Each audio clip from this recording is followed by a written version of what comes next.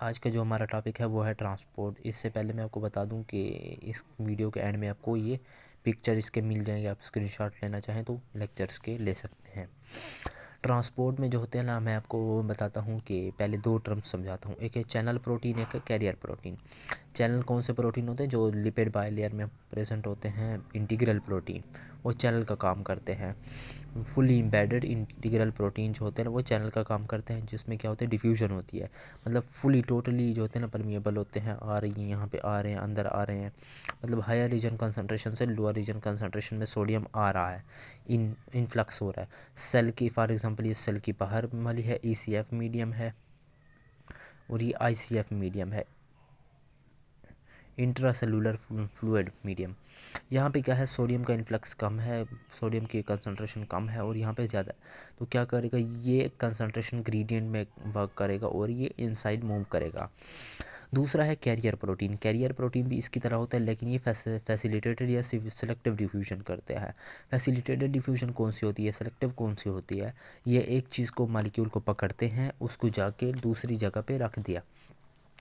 ये यहाँ पे क्या करेंगे, यहाँ पे सोडियम को पकड़ेंगे, यहाँ से इसके अंदर, मतलब बॉक्स में ऐसे बॉक्स टाइप इनका स्ट्रक्चर होता है, सीजर की तरह होता है। ऐसे उनको बांध कर देते हैं और उनको जाके कहीं और रख देते हैं। ये जो होता है फैसिलिटेटेड डिफ्यूजन होता है, और ये डिपेंड करता है, या कैरियर प्रोटीन के थ्रू होता है, और ये डिपेंड करता है इनकी जो होते हैं अमाउंट पर, कि एक कैरियर प्रोटीन कितने आयंस ले जा सकता है। अभी आते हैं हम अपने मेन टॉपिक की तरफ। आपको समझ आ गई होगी कैरियर और चैनल प्रोटीन की। तो अभी यहाँ पे टर्म्स यूज़ होगी बार बार, तो आपको आई होप समझ होगी इसकी। एक्टिव ट्रांसपोर्ट जो होती है ना, वो क्या होती है, एनर्जी यूज़ करती है। यहाँ पे क्या होता है, हाई रीजन कंसंट्रेशन में चीज़ जाती है, लो कंसंट्रेशन ग्रेडियंट से हाई में जाएगी।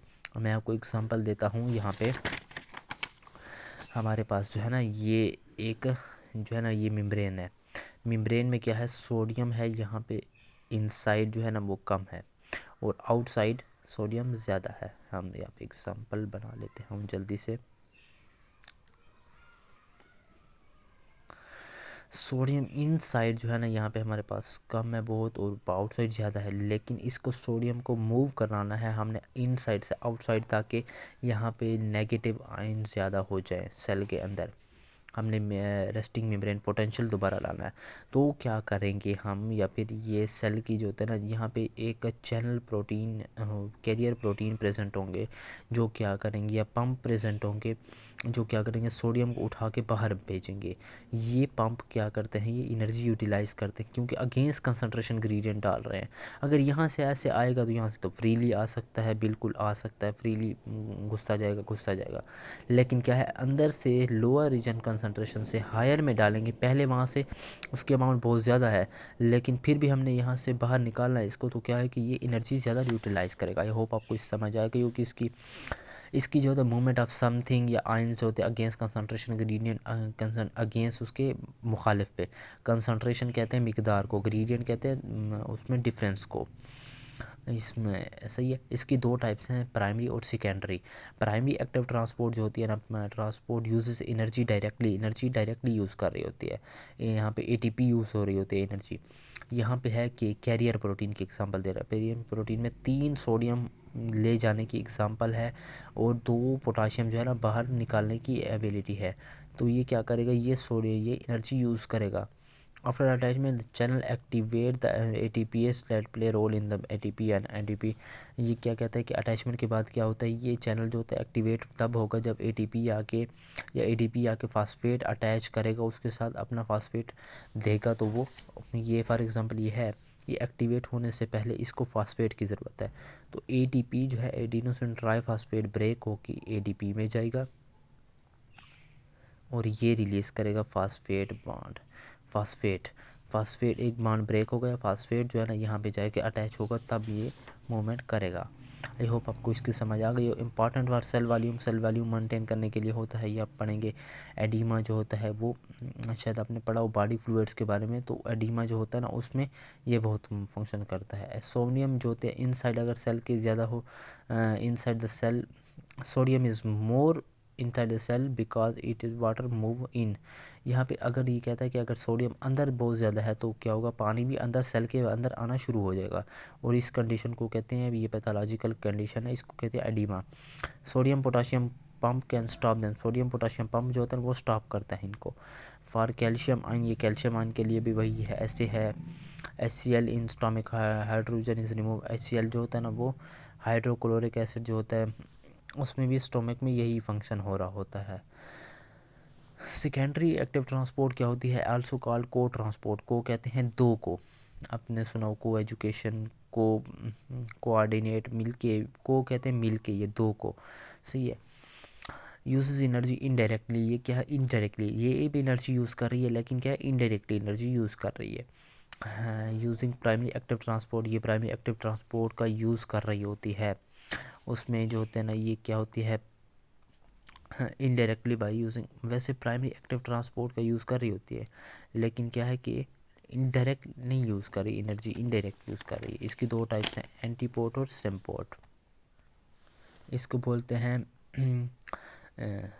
ये को ट्रांसपोर्ट भी बोलते हैं और सिम्पोर्ट भी बोलते हैं। को ट्रांसपोर्ट जो होता है नॉर्मली यूज़ होता है word, both molecule move in same direction, दोनों मालिक्यूल क्या है सेम डायरेक्शन में जा रहे हैं।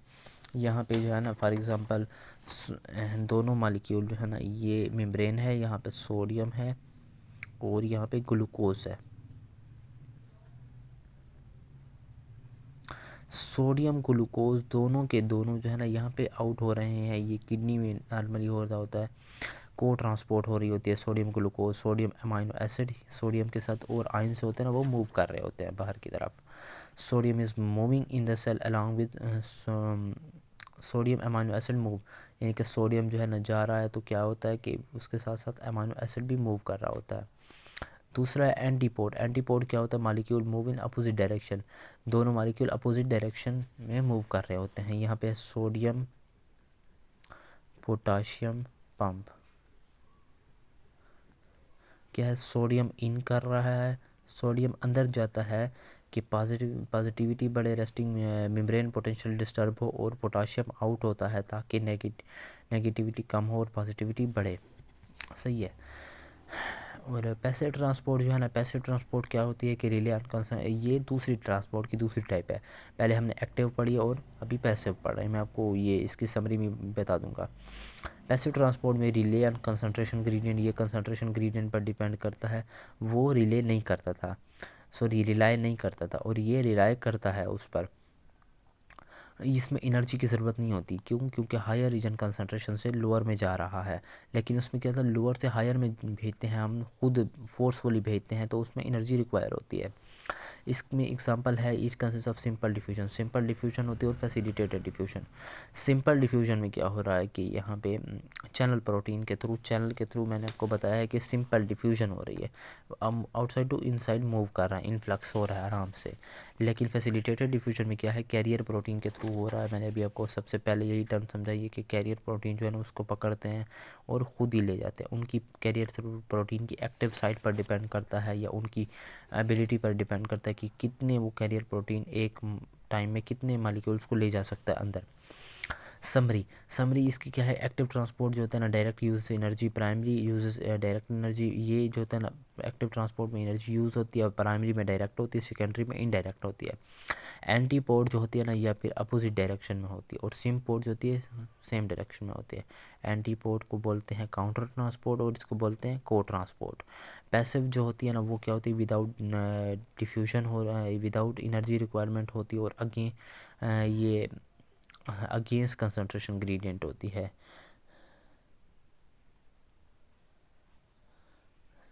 सही है, अगेंस्ट कंसंट्रेशन ग्रेडियंट होती है, आई थिंक, हाँ अगेंस्ट कंसंट्रेशन ग्रेडियंट होती है। कैसे कि हाई कंसंट्रेशन से लो में जा रहा है। और डिफ्यूजन जो होती है, इसमें डिफ्यूजन मैंने अभी आपको बताया है, फैसिलिटेटेड डिफ्यूजन भी बताया। ओस्मोसिस जो होता है ना, ये डिपेंड करता है वाटर एंड सॉल्ट पर होता है। ये अमाउंट ऑफ सॉल्ट डिपेंड करती है कि कितना वाटर उसमें इन्फ्लक्स होगा। आपने पढ़ा होगा कि ये जो सेल के अंदर जो होता है सोडियम अगर इनफ्लक्स हो जाए तो क्या होता है कि वाटर जो आना शुरू हो जाता है अंदर। क्यों? क्योंकि ताकि वाटर और साल्ट की लेवल मेंटेन रहे। अगर सेल के अंदर सोडियम कम होगा तो वाटर जो है ना, वाटर आउटसाइड मूवमेंट करेगा। तो आपको आई होप इसकी समझ आई होगी। मैं अगेन भी आपको ये इसका थोड़ा रिव्यू दे देता हूँ कि हमारे पास दो ट्रांसपोर्ट की दो टाइप्स होती है, एक एक्टिव होती है और एक पैसिव होती है। एक्टिव की दो टाइप्स होती हैं, प्राइमरी एक्टिव और सेकेंडरी। प्राइमरी में क्या होता है, डायरेक्ट एनर्जी यूज़ हो रही है। सेकेंडरी में नाम से वाज़ेह है, मतलब दूसरे डायरेक्ट इनडायरेक्ट एनर्जी यूज़ हो रही है, लेकिन यूज़ दोनों में हो रही होती है। सेकेंडरी के दो टाइप हैं, एंटीपोर्ट और सिम्पोर्ट, को ट्रांसपोर्ट और काउंटर पोर्ट। काउंटर में क्या है कि अपोजिट डायरेक्शन में एक मालिक्यूल अंदर एक आ रहा है और दूसरे को हम बाहर फेंक रहे हैं, सही है। और दूसरा जो है ना, इसमें क्या है कि सिम्पोर्ट, को ट्रांसपोर्ट जो है ना, सेम डायरेक्शन में मैं एक बंदे को भेज रहा हूँ और दूसरे को उसके रेफरेंस से भेज रहा हूँ, तो ये काउंटर ट्रांसपोर्ट है, को ट्रांसपोर्ट है। और काउंटर जो है अपोजिट में है। और पैसिव विदाउट एनर्जी, पैसिव जो होता है ना वो एनर्जी के बगैर होती है, और इसमें क्या होती है, डिफ्यूजन होती है, ऑस्मोसिस होती है, फैसिलिटेटेड डिफ्यूजन होती है।